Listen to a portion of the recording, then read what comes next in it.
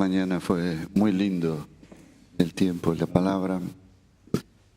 Creo que fue práctica también. Esto es taller. Si es taller, entonces yo no debo predicar, debo charlar. Y si es charlar, ustedes pueden preguntar, o interrumpir, o aportar. ¿Está bien? Vamos a tener nuestras Biblias abiertas en el libro de los Hechos. La oración en el libro de los Hechos. Así que tiene una intención de que sea como un estudio.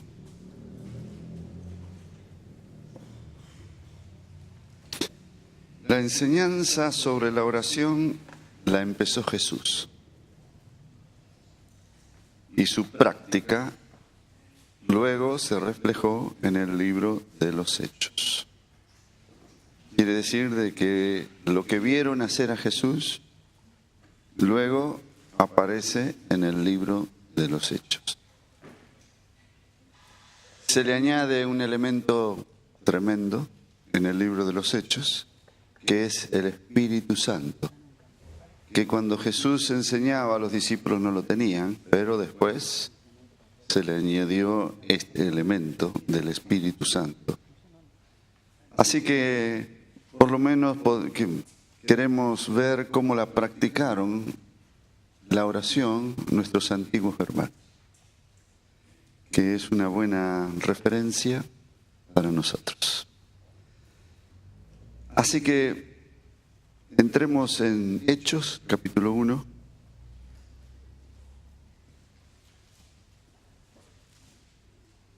Versículo 3.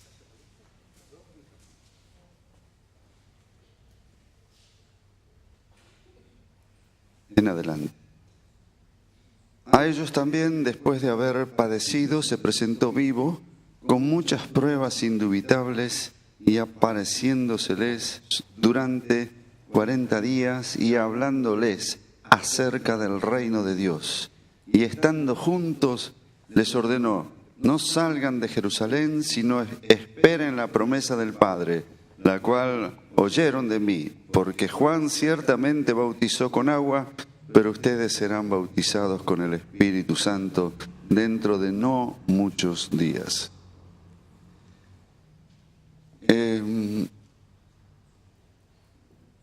Aquí estaban hablando con el Cristo resucitado.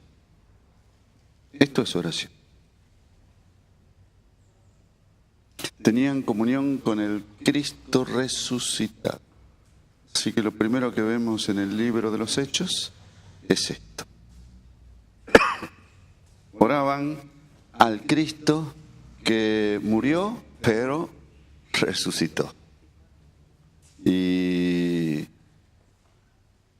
oraban no al Cristo vencido, sino al Cristo victorioso, que venció la muerte, que venció al diablo, que venció el mundo, al Cristo victorioso. Y también estaban orando a un Cristo vivo. Entonces es muy tremendo para mí esto, pensar que mi Cristo no es un prócer. Si es un prócer, tiene la tumba, llevémosle flores. Él no es un prócer.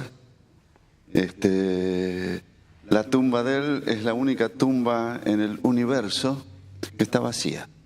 Resucitó. Está vivo. Y todavía ellos, fue la primera expresión de oración. Cristo todavía no había sido ascendido, pero fue la primera expresión de oración con el Cristo resucitado. Cuando te hablas con el Señor, es importante que yo sepa, que vos sepas que tu Cristo está vivo, que te escucha, que vive, que reina, que es victorioso, que no es el Jesús que murió y nada más. No vamos a un crucifijo porque Él no está en el crucifijo. Él está resucitado. Y si vamos al crucifijo, lo miramos, damos gracias a Dios, pero Él ya no está ahí. Aleluya. Por eso no tenemos crucifijos entre nosotros para mirarlo y hablar con el crucificado, porque no está así. Ha resucitado. Entonces, oramos, así comienza el libro de los Hechos, orando a un Cristo vivo y victorioso. Aleluya. Y es muy interesante,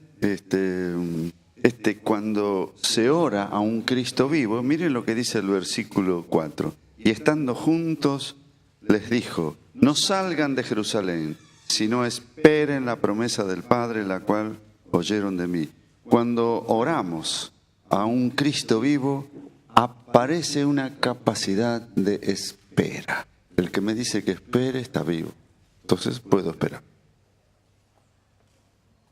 Entonces ahí por primera vez aparece este elemento de la espera, porque mi Cristo está vivo, el Rey de Reyes está vivo. Me dice que espere. Ah, bueno. Tengo confianza. Listo.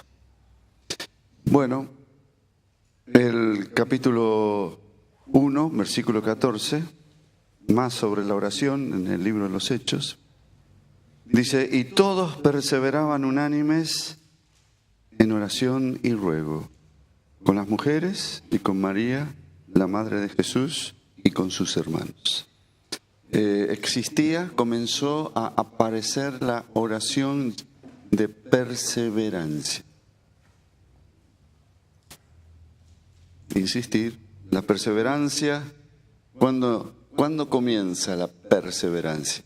La perseverancia comienza cuando se perdió el entusiasmo, cuando se perdió el deseo, y ahí comienza la perseverancia.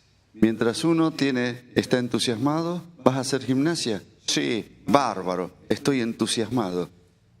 Mientras dura el entusiasmo, eso no es disciplina. Disciplina comienza cuando perdiste el entusiasmo y continúas. ¿Está claro? Y continúas. Mi hijo hace poco, su esposa tuvo bebé y fue una alegría tan grande y ahora hay que cambiarlo al bebé, que los pañales y limpiarlo y la primera semana era una alegría. Ya la segunda semana no fue tanta alegría. Pero a veces despertaba a la noche, siempre despertaba a la noche para hacer exactamente lo mismo. Ya la tercera semana ya no quedaba nada de alegría ni de entusiasmo, pero sí seguía cambiando los pañales. ¿Por qué? Porque lo necesita. Ahora, esto es perseverancia. Cuando se te fueron las ganas y continúas, eso es perseverancia. ¿Entendiste? No tengo ganas de orar. Entonces es el momento. Hoy. Sí. Hoy me voy a levantar. Yo me levanto temprano a buscar a Dios. Muy bien. Pero el primer mes, una alegría, un gozo, pero después. ¿Pero por qué uno lo sigue haciendo? Porque esto es lo mejor para mí. Esto es para la gloria de Dios, esto es lo que Dios quiere y esto es perseverancia. Y uno persevera en la oración y también persevera en pedir cosas, insistir. Los sucesivos hachazos tiran abajo el roble.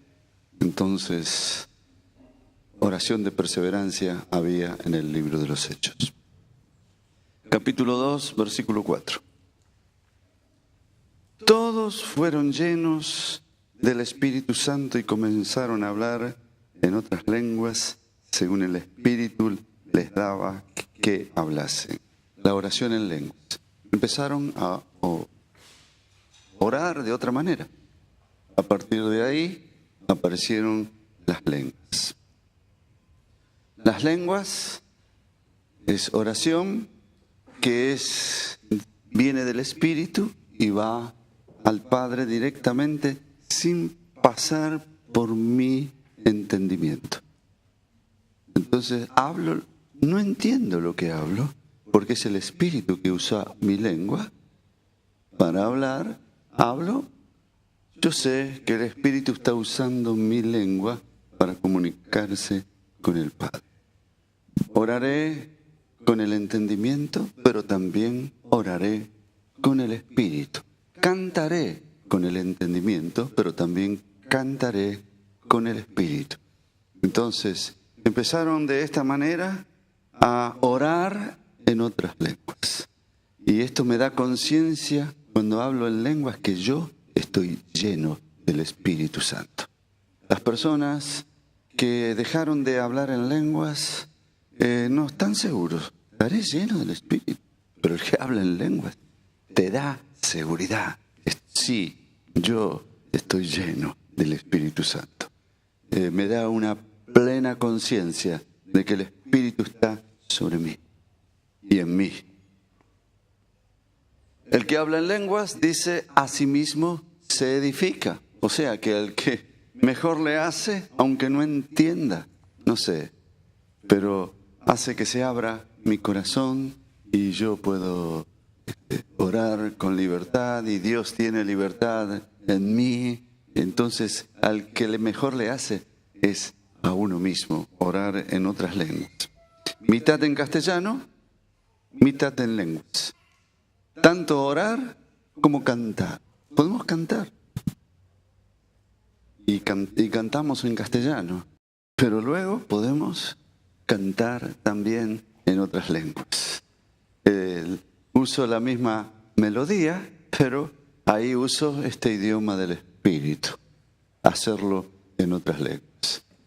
¿Hay alguna pregunta aquí? Si es lo mismo orar en lenguas y hablar en lenguas. Para mí sí, es lo mismo. El que habla en lengua está orando, porque está dirigiéndose el Espíritu al Padre sin pasar por mi lógica y mi entendimiento. Habla directamente. Al que mejor le hace es a uno mismo. También nos exhorta, dice el que está orando de esta manera, pida a Dios interpretación.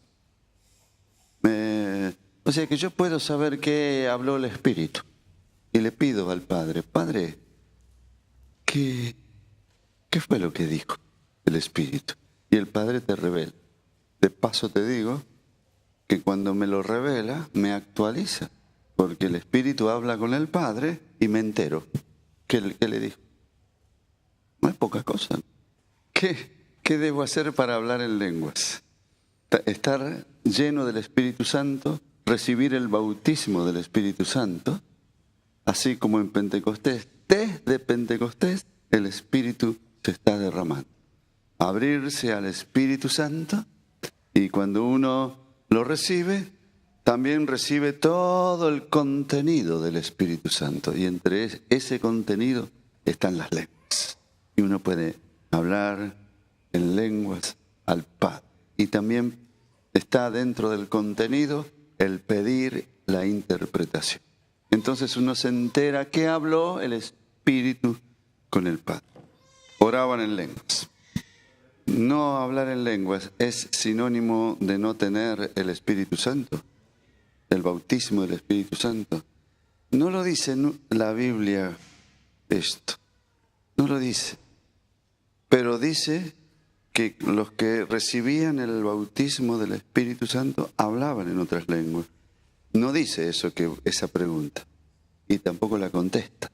Pero te dice que los que reciben el bautismo del Espíritu también hablaban en otras lenguas y también profetizaban o manifestaban otros dones. Entonces, no quiero contestar algo que la Biblia no... Sería una opinión, ahora no la contesto a eso.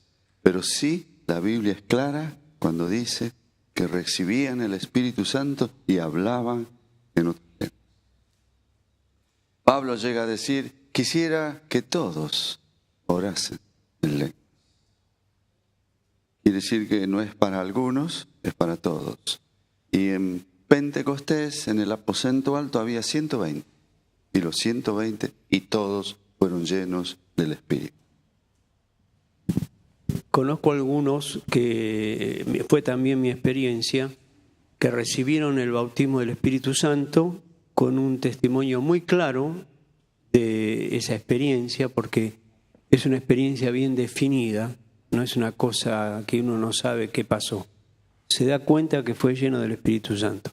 Pero yo no hablé en lenguas, y como a los 20 días me levantaba muy temprano a orar, estando alabando al Señor, me quedé sin palabras y empecé a hablar en un idioma nuevo. Empecé a hablar en lenguas un poco asustado porque no me habían enseñado mucho sobre el tema y no sabía lo que me pasaba, pero después me encontré con otros que recibieron el bautismo de Espíritu Santo, pero no hablaban en lenguas ese mismo momento, pero en algún momento comenzaron a hablar en lenguas.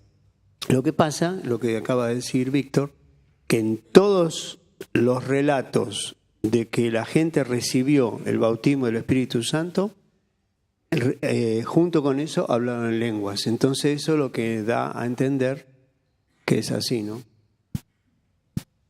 Y aunque uno no hable en lenguas inmediatamente, tuvo la experiencia, no habló en lenguas, pero ya está el Espíritu y ya están las lenguas, nada más que no las hablaste.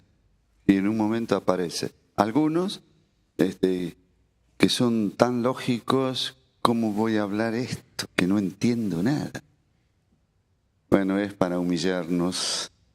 No sé por qué Dios lo programó así, pero está bien que sea así. Y aquellos que quieren entender todas las cosas, se tienen que humillar para no entender y cree que es el Espíritu el que habla con el Padre. Puede ser bajo una fuerte experiencia emocional o no, con una experiencia tranquila.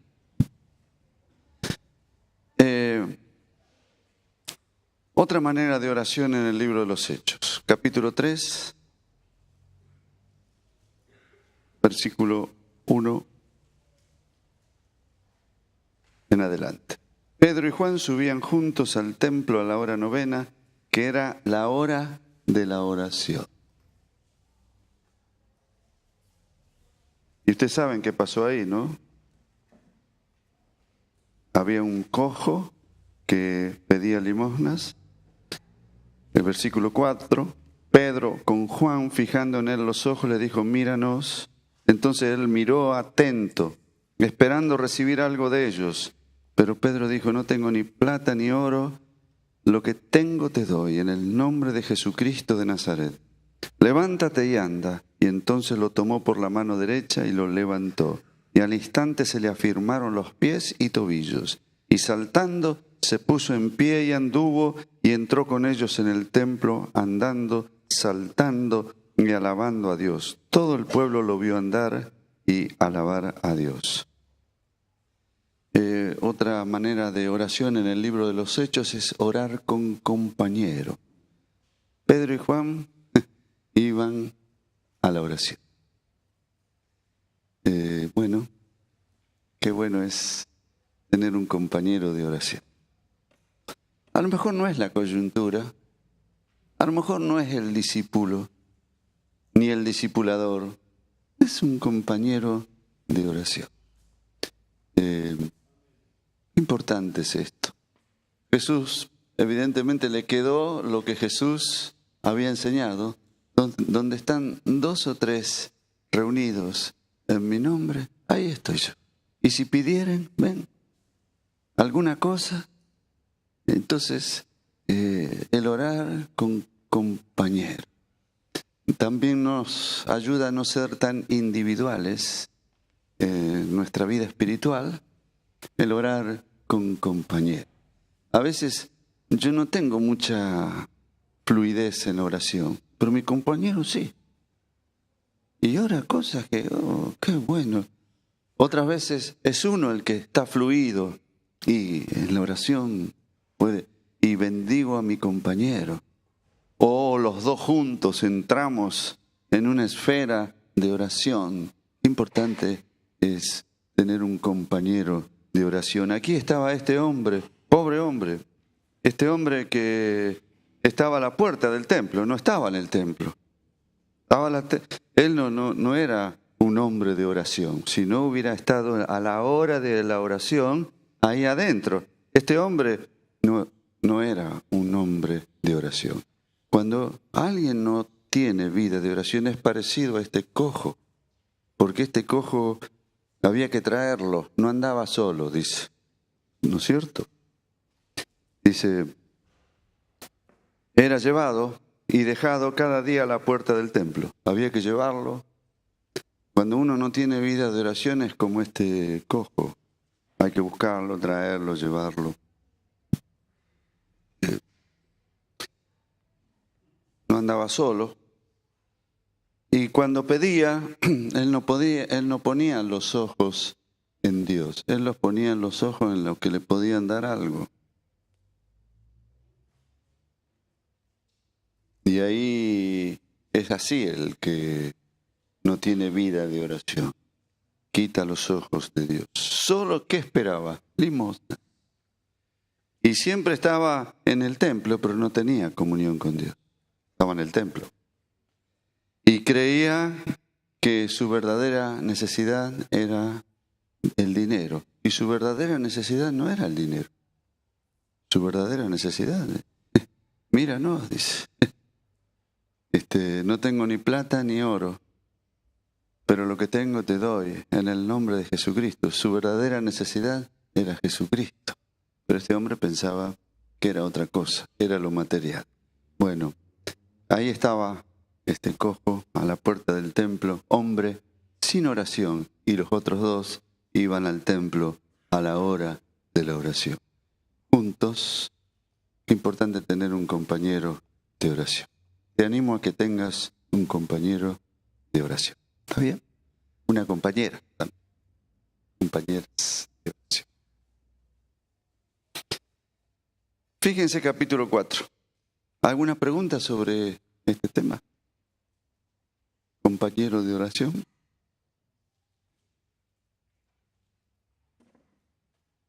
Capítulo 4. Versículo 23 y 24. Ahí estaba hablando de Pedro y Juan, que habían estado presos. Dice, al ser puestos en libertad vinieron a los suyos y contaron todo lo que los principales sacerdotes y los ancianos les habían dicho. Y ellos al oírlo alzaron unánime la voz a Dios y dijeron, Soberano Señor, tú eres el Dios que hiciste el cielo y la tierra, el mar y todo lo que en ellos hay, que por boca de David tu siervo dijiste, ¿por qué se amotinan las gentes y los pueblos piensan cosas vanas? Se reunieron los reyes de la tierra y los príncipes se juntaron en uno contra el Señor y contra su Cristo. Bueno, esta es otro tipo de oración. Oración espontánea, surgida del testimonio, porque estos vinieron y contaron cómo el Señor los puso en libertad. Y la iglesia se levantó y empezó a dar gloria a Dios. Qué importantes son los testimonios para la oración. Entonces surge la oración espontánea. Los otros días una hermana estaba contando cómo Dios había sanado su cuerpo, que estaba por años enfermo, y cómo Dios la restauró. ¿Y qué hizo luego la iglesia? Entró en oración, y entró esta oración espontánea, no programada. Qué importante es el testimonio de lo que Dios está haciendo en algunos y en otros. Por favor, contalo. Decirle al que está al lado, contá el testimonio. Contá. Me hace orar, nos hace orar tu testimonio. Me hace orar. Y me enciende, me despierta la fe. Oración espontánea.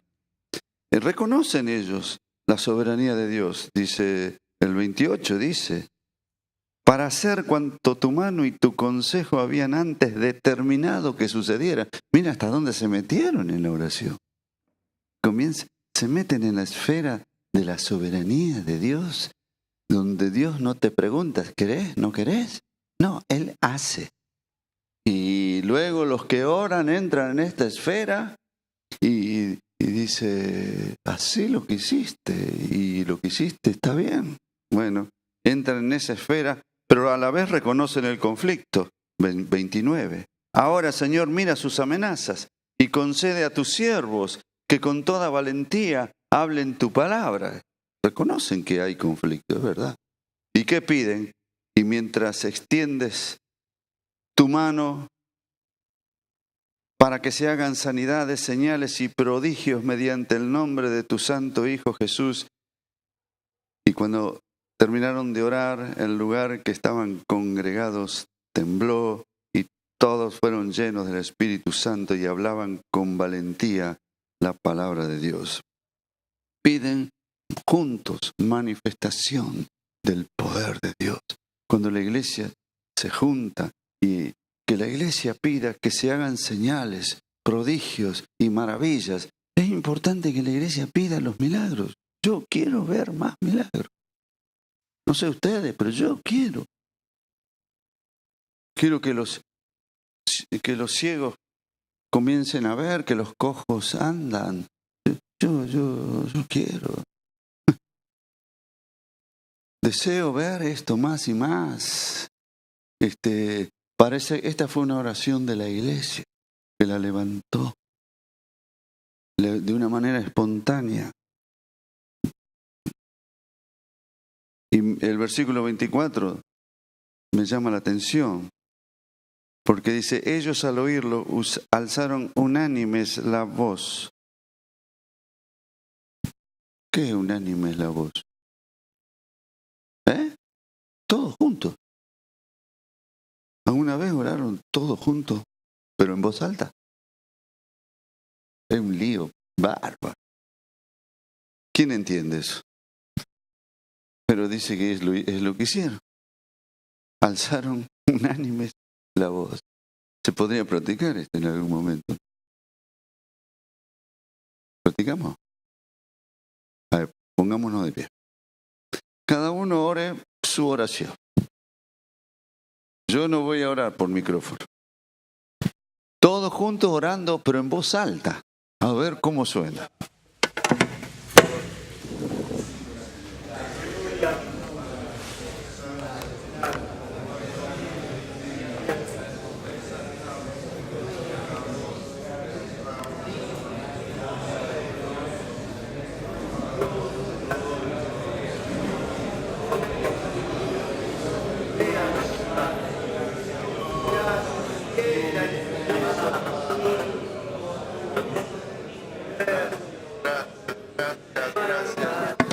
Aleluya, aleluya. Gloria a Dios. Suena bien. Es un lío. Y algunos, no sé, oran con el corazón, pero hay que orar con el corazón y que se oiga. ¿De acuerdo? Así que por ahí metete en la oración y aunque el otro no te pueda decir en un momento amén porque está orando por su cuenta, pero estamos orando. Fueron manifestaciones de la iglesia, todos juntos y a una voz. Tomen así. ¿Por qué practicamos? Porque es taller. Si no fuera taller.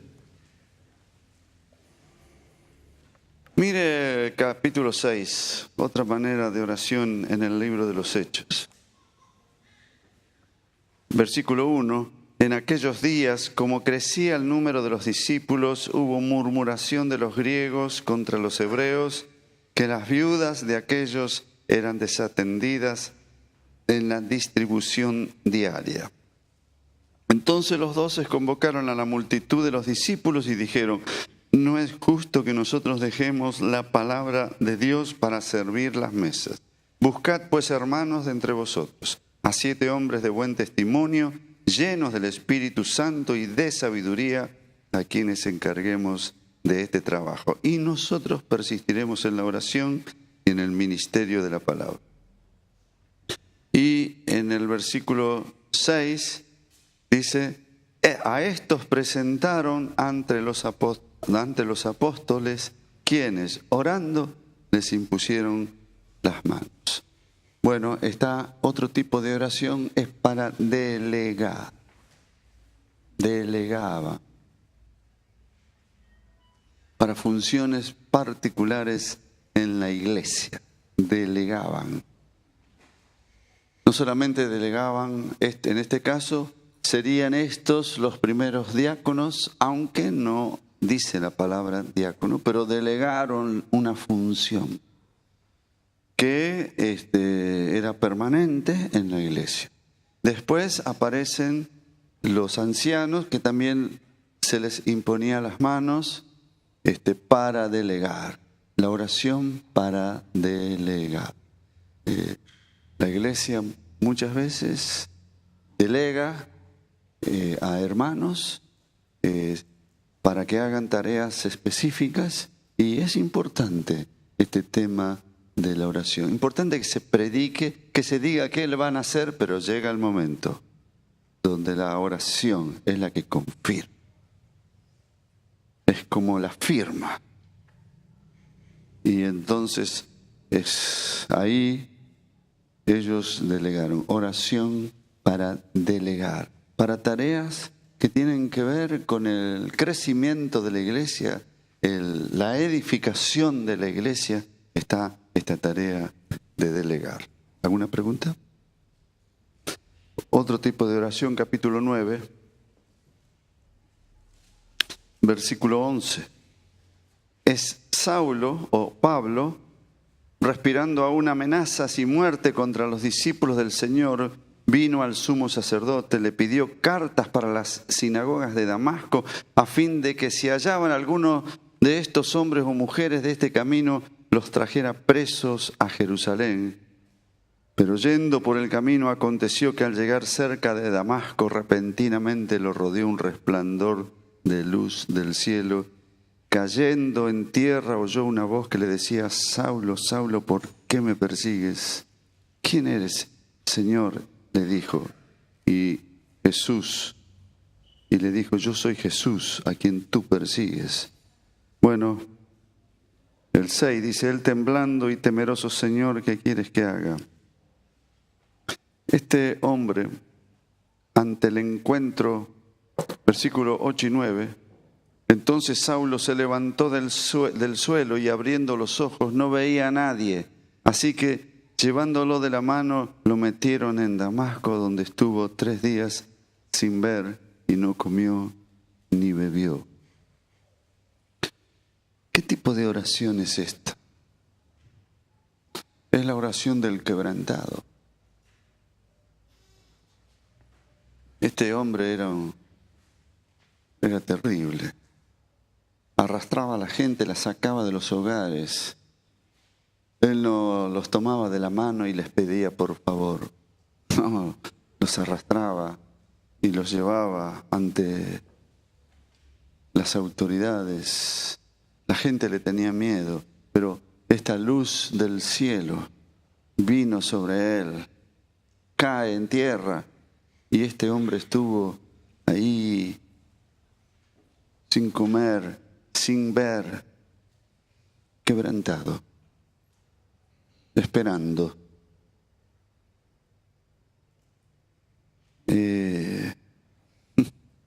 Las oraciones, hay oraciones que no son oraciones del quebrantado, son oraciones, pero el que está quebrantado es una persona que está quebrada en su orgullo. Ya no tiene más para discutir, no argumenta más, se terminó el argumento, aquí estoy. ¿Qué querés que haga de mí? Entre tanto, antes del quebrantamiento, incluso anda buscando quién es su mejor discipulador? ¿Cuál es? No, cuando uno está quebrantado, pónganme la persona que quiera. Yo estoy para recibir y no miro el quebrantado.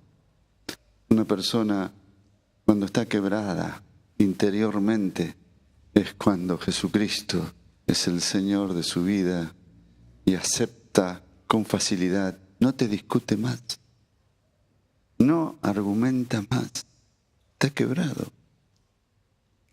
No está doblado, está quebrado. Entonces, aquí aparece este hombre, que incluso Dios le habla a Ananías, y le dice: levántate y ve a la calle que se llama a la derecha y busca en casa de Judas a uno llamado Saulo de Tarso, porque él ora.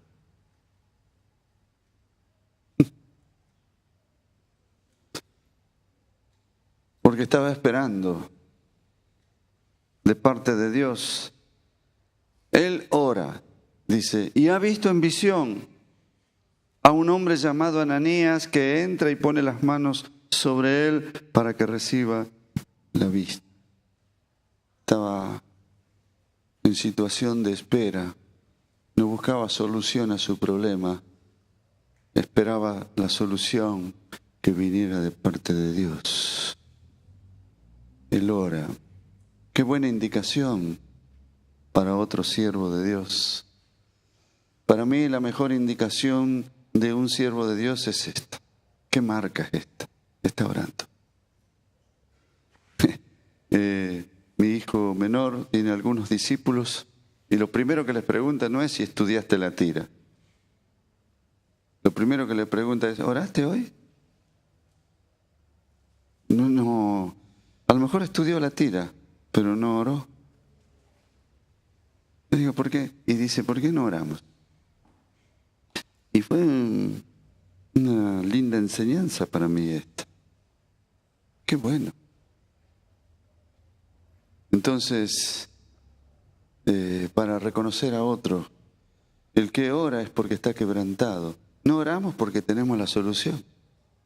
La hacemos nosotros la solución. Y el que ora es porque no la tiene, la busca de Dios. Y por eso ora. Ayer vinieron en un matrimonio. Yo digo, ¿qué problemas matrimoniales tendrán?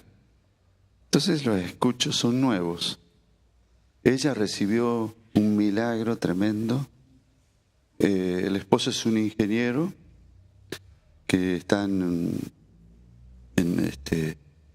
una planta eléctrica en Timbúes. Y ella se convierte, pero cuando viene a la congregación ella tenía una enfermedad que estaba totalmente calva.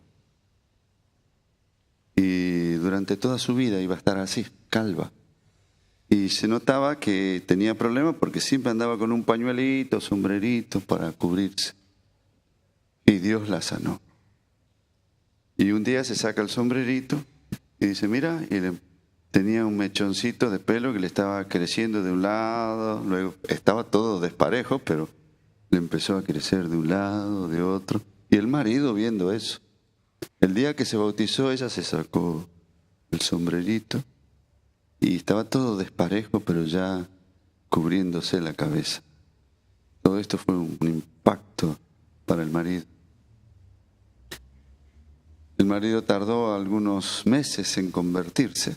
Se convirtió, pero con todo. Y yo los tuve los otros días. Pensé que tendrían algún problema matrimonial. Entonces ellos me dijeron: ¿existe la fe exagerada?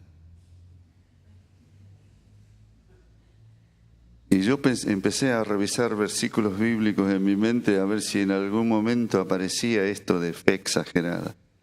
Y le digo: mirá, esa expresión no está en la Biblia. Habla de fe que crece, pero fe exagerada no. ¿a qué le llamás vos esto, fe exagerada? No, dice, porque algunos hermanos me han dicho que que tenemos los dos una fe exagerada.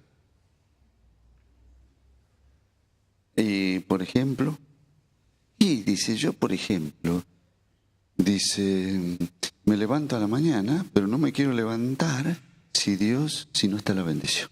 Y le pido bendición. Y me voy al baño. Me voy al baño para higienizarme, pero antes le pido bendición al Señor. Y luego voy a preparar el café. Y cuando voy a preparar, pero también quiero que Él esté en la preparación del café. Y luego le doy gracias por los alimentos. Y luego preparo a los chicos para la escuela, pero antes le doy gracias y que me ayude a prepararlo. Y luego le doy un texto a ellos. ¿Es exagerado eso?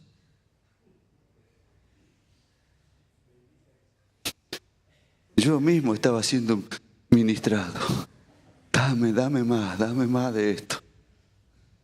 Quiero esa fe. Le digo, por favor, no se callen nunca jamás. Hablen de esto. Bueno, quiero esta fe exagerada.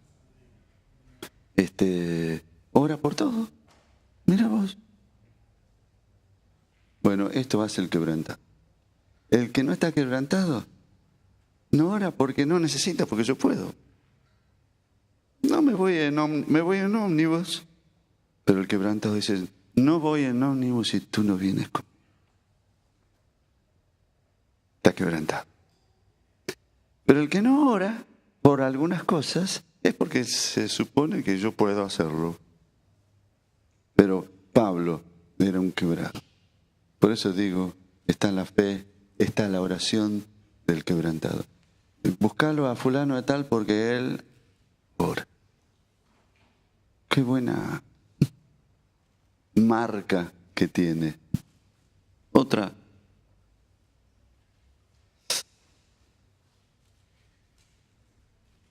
oración en Hechos, capítulo 9. Versículo. Cuando ocurre un milagro, pero antes miren lo que hay. Dorcas había muerto. Capítulo 9, versículo 39, Dorcas había muerto. Pedro se levantó entonces y fue con ellos. Cuando llegó, lo llevaron a la sala, donde lo rodearon todas las viudas llorando y mostrando las túnicas y los vestidos que Dorcas hacía cuando estaba con ellas. Entonces, sacando a todos, Pedro se puso de rodillas y oró. Y volviéndose al cuerpo dijo, Tabita, levántate. Ella abrió los ojos y al ver a Pedro se incorporó. La oración antes del milagro. Yo les dije que yo quiero ver milagros, pero tiene que haber oración. Pero milagro, ¿qué milagro? No era cualquier milagro. Era resucitar a alguien. Entonces, la importancia de la oración para que haya milagros. No sé, no dice que oró. Simplemente él dice, se puso de rodillas y oró. ¿Qué habrá orado? ¿Qué creen ustedes que habrá orado?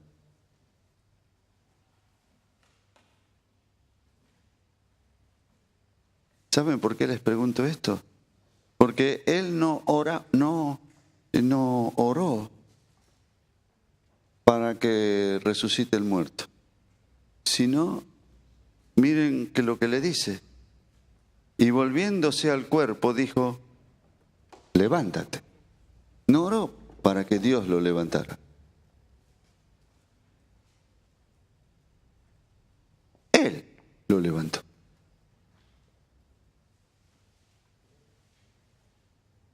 Si hubiésemos un muerto ahí, nosotros oraríamos, Señor, resucítalo. Pero aquí no dice eso. ¿Por qué habrá orado? No lo sé.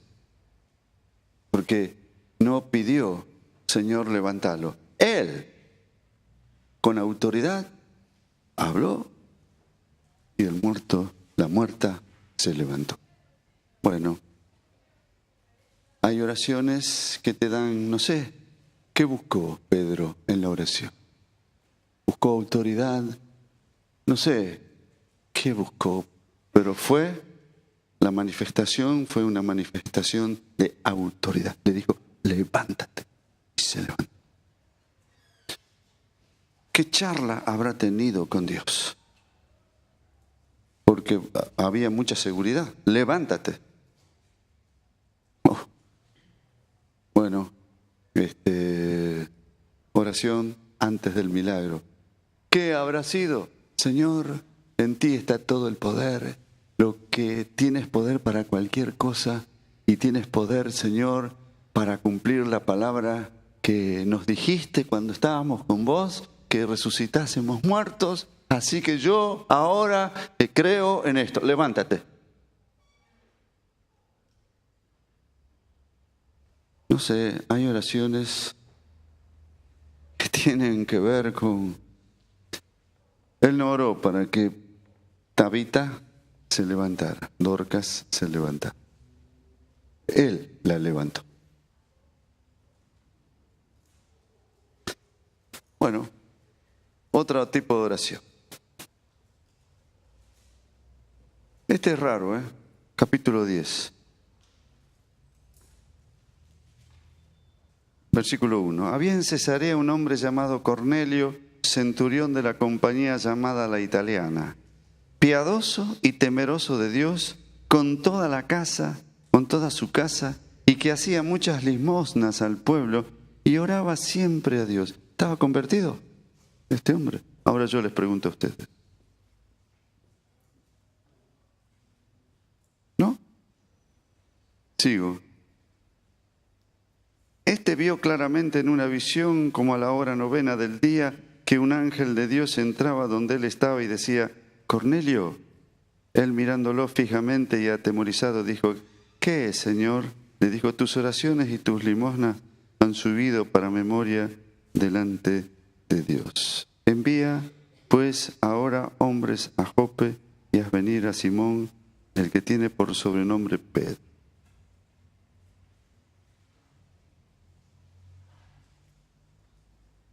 ¿Estaba convertido o no? ¿Qué dicen? No sé si alguna vez vieron este asunto. Y Pedro fue y le predicó. Y mire lo que ocurre cuando Pedro va. El 21. Entonces Pedro descendió a donde estaban los hombres que fueron enviados por Cornelio y les dijo, yo soy el que buscáis, ¿cuál es la causa de vuestra venida? Y ellos dijeron, centurión, Cornelio el centurión, varón justo y temeroso de Dios, que tiene buen testimonio en toda la nación de los judíos, ha recibido instrucciones de un santo ángel de hacerte venir a su casa para oír tus palabras. No estaba convertido.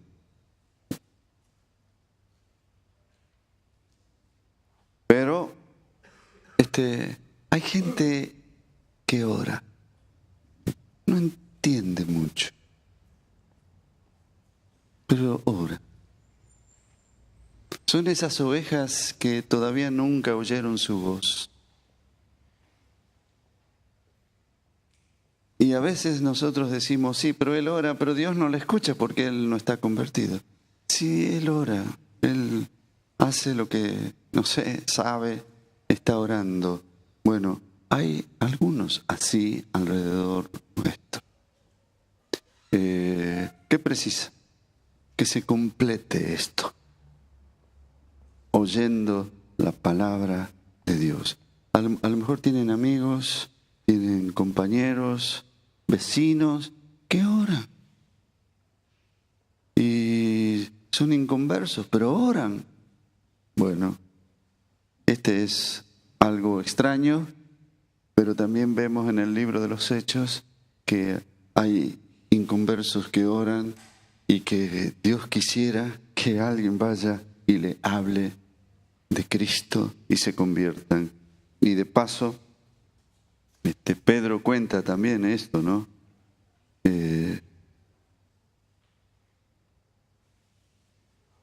ahí en lo de Cornelio, lo que pasó, porque Pedro empezó a hablar.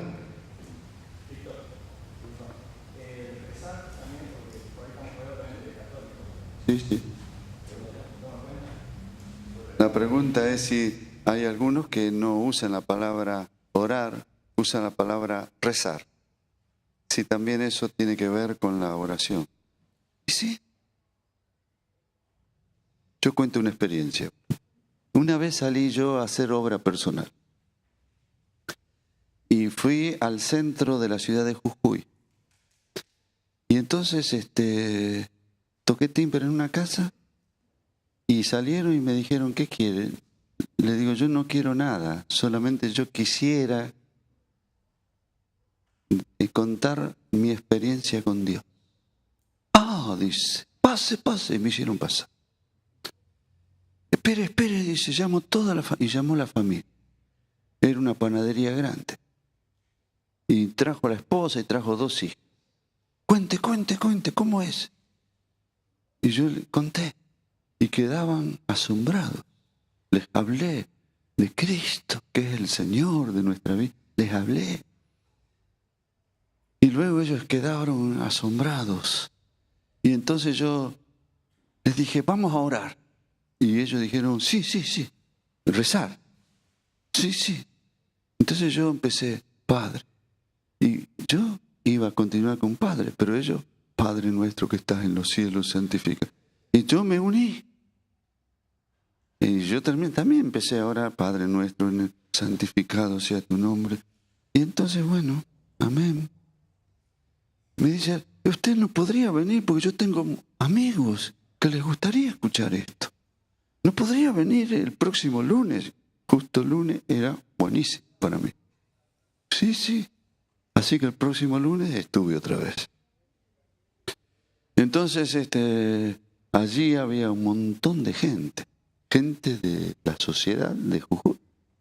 Y entonces me dice, bueno, cuente lo que nos contó a nosotros. Así que yo les conté a todos y todos estaban impactados. Y después dije, bueno, vamos a orar. Rezar, ¿no? Sí, rezar. Bueno, Padre nuestro que está en los cielos. Y me trabé y seguí con ellos. Estaban orando. Por ahí yo les dije, bueno, podemos usar esta oración tan tremenda de Jesús para poder decirle más cosas. Claro. Padre nuestro, por ejemplo, que estás en los cielos, pero también estás en todos lados. Ah, claro. Entonces, bueno, a veces es lo único que tiene. No puedo ver su sinceridad. ¿Pero qué hago? Si yo oro, bueno, o rezo, bueno. Lo que le haría falta es la palabra para una entrega total. Hay gente así. ¿Alguna otra pregunta? Si supieran cómo terminó esta historia. Pero ahora. Capítulo 10, versículo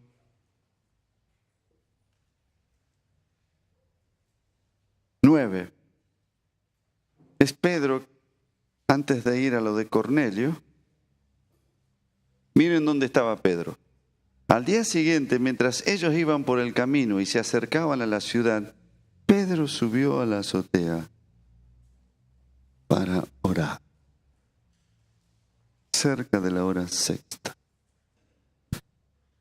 Un lugar apartado. Yo tengo mi lugar apartado. Pedro oraba con Juan. Tenía un compañero, pero yo tengo mi lugar apartado. Alguno es, bueno, aquí Pedro se fue a la terraza. Importante tener un lugar apartado donde yo pueda estar solo. Dios y yo. Me gusta esta expresión. Ni se imaginaba lo que iba a ocurrir con ese lugar apartado, la terraza, no sé.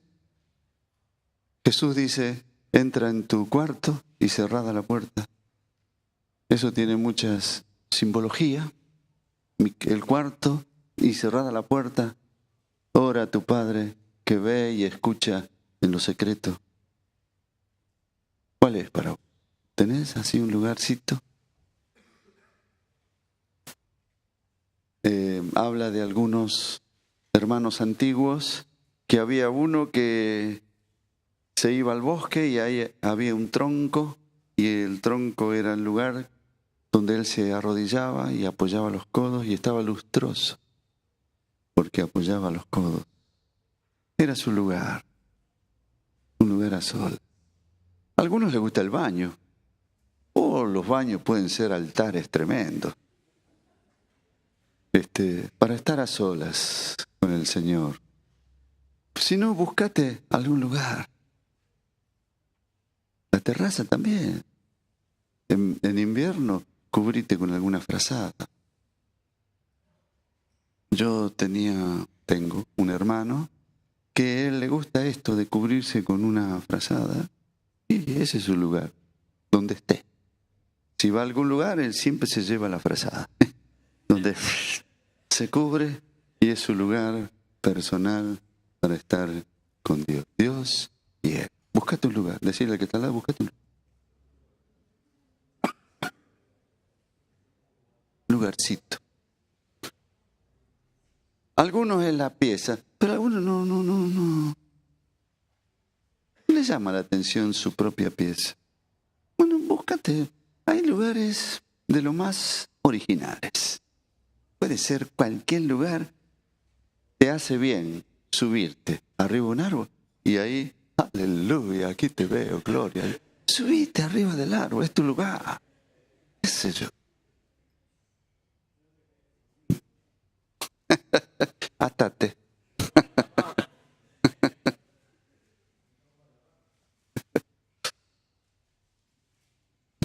Bueno, la oración en Hechos también tiene que ver en orar en un lugar apartado. Miren capítulo 12, versículo 5.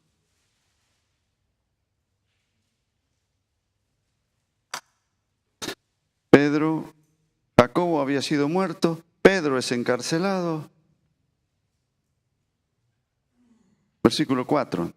Tomándolo preso, lo puso en la cárcel, entregándolo a 4 grupos de 4 soldados, cada uno, para que lo vigilaran, y se proponía sacarlo al pueblo después de la Pascua. Así que Pedro estaba custodiado en la cárcel.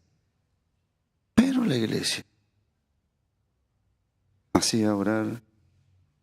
hacía sin cesar oración a Dios por él.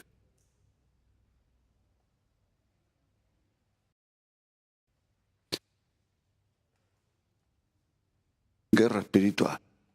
No sé, ¿qué orarían? No lo sé. Pero la iglesia, ante una situación, la iglesia se mete en la obra aquí. La iglesia metida en la obra con la oración. Por ejemplo, hay algún barrio que cuesta introducir la palabra o que siempre hay lío y hay problemas. Por favor, la iglesia haga oración. O algún hermano está pasando por serias tribulaciones porque es alguien que va y se mete, pero hay situaciones difíciles. La iglesia haga oración por él. Es la iglesia metida en la obra del Señor. Y es me gusta esta expresión porque usa aquí, y la iglesia hacía sin cesar oración. Era una emergencia.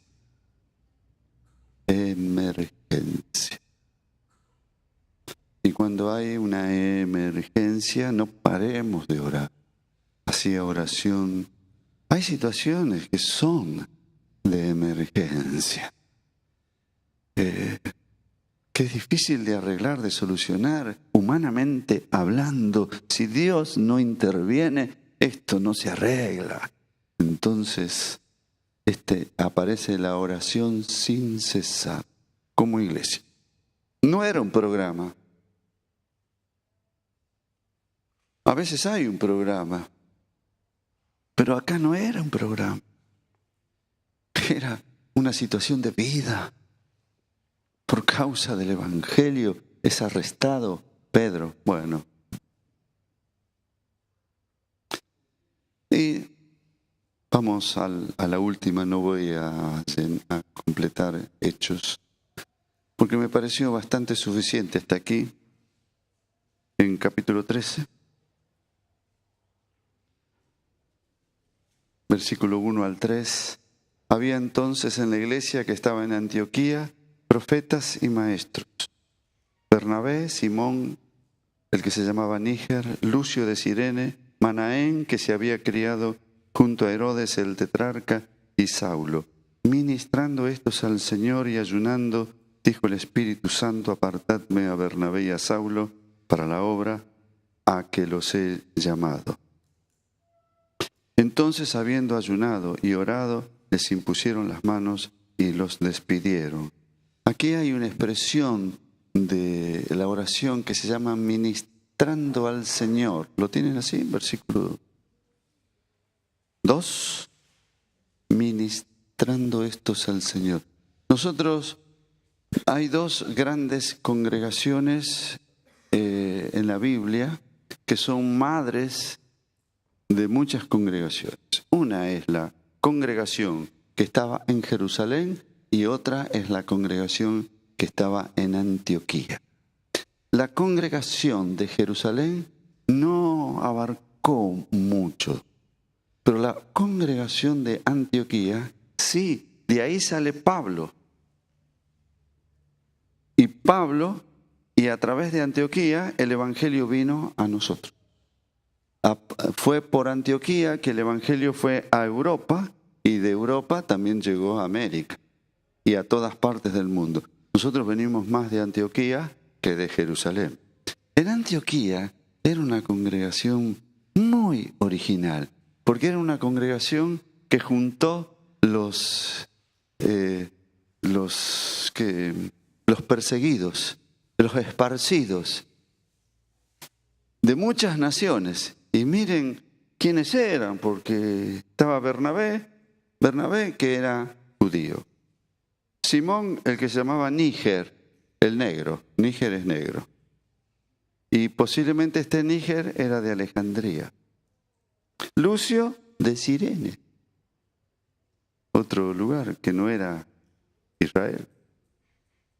Manaén, que se había criado junto a Herodes, el tetrarca, este debería ser romano. Y Saulo, que era de Tarso.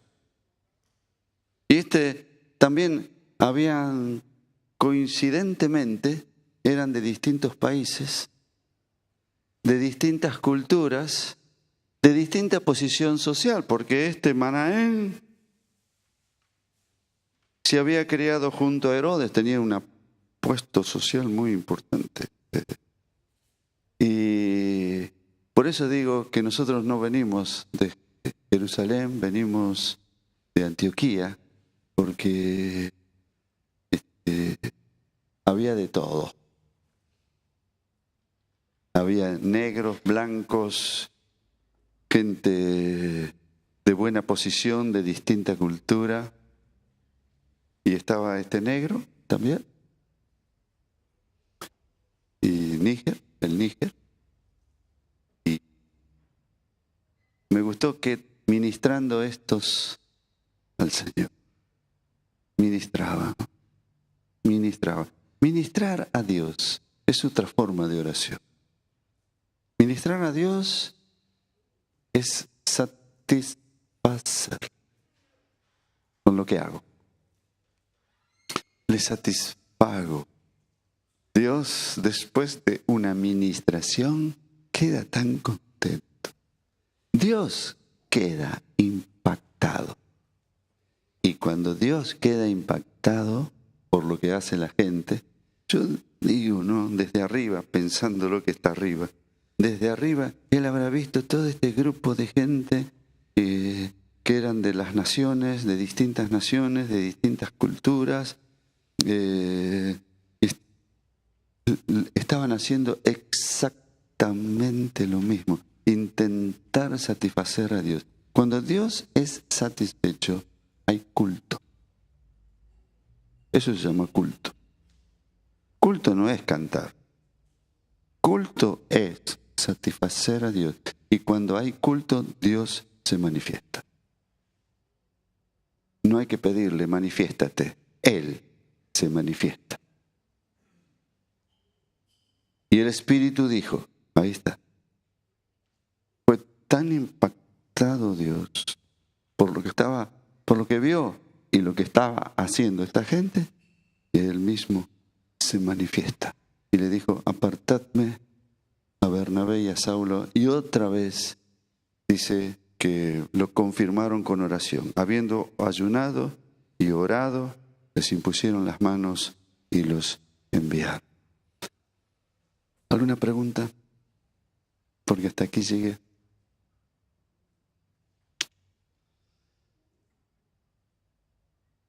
Uno de los picos más altos de oración, para mí, es este último. Para mí.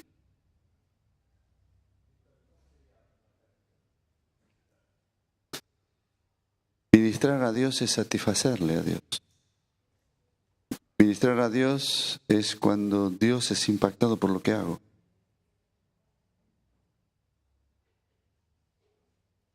Pero no solamente tiene que ver con el canto.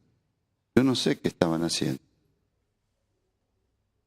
Pero nosotros a veces asociamos que si cantamos, si es ministrar. Puede ser, pero no necesariamente. Por ejemplo, Abraham ministraba a Dios y le dijo a sus siervos, yo y el muchacho, su hijo, iremos al monte a adorar y volveremos. Bien sabía que iba a sacrificar a su hijo. Y llega hasta el punto del momento del sacrificio y Dios fue impactado. Detén tu mano. Y un ángel le dijo. Y la promesa tremenda que aparece ahí. Dios es impactado. Dios es impactado, por ejemplo, cuando entregan el templo de Salomón y lo sacrifican becerros. Y cuando llega el momento, los sacerdotes no pueden entrar al lugar, porque estaba lleno de la presencia de Dios. Dios es ministrado. Jesús, cuando es bautizado, Juan le dice, me pedís que yo te bautice cuando yo tendría que ser bautizado por vos. Y Jesús le dice, es conveniente que cumplamos toda justicia. Y él, que no tenía pecado, se bautiza y como si estuviese lleno de pecado. En un sentido, era lo que iba a ocurrir. Iba a cargar el pecado de todos nosotros. Y el Padre se abre en los cielos. Y el Espíritu desciende como paloma. Y una voz dice, este es mi. Esto es ministrar a Dios. O adorar.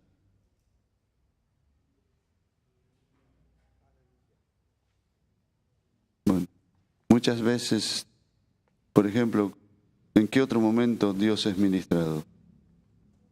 Cuando Pedro y Silas estaban en la cárcel, habiendo sido azotados, con los pies en el cepo, en el calabozo de más adentro, con guardias como si fueran los peores delincuentes, y estaban cantando. Santo, santo, santo. Y yo siempre hago este ejemplo en mi mente, que Dios le dice a los ángeles, escuche, ¿de dónde viene? Y los ángeles dicen, de la iglesia. Vayan a ver. No es de la iglesia. ¿De dónde? Y es de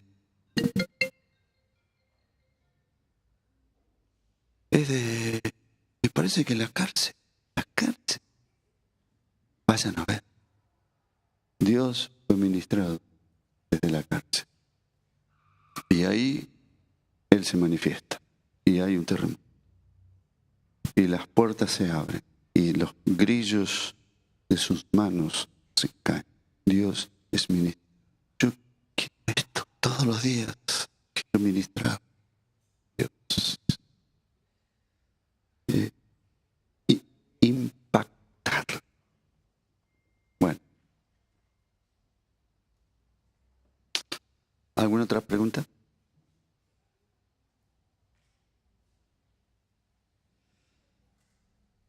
Señor, muchas gracias. Te vieron e hicieron lo que hiciste, Jesús. Gracias, gracias por tus lecciones sencillas, prácticas. Muchas gracias por tu palabra. En el nombre de Jesús. Amén.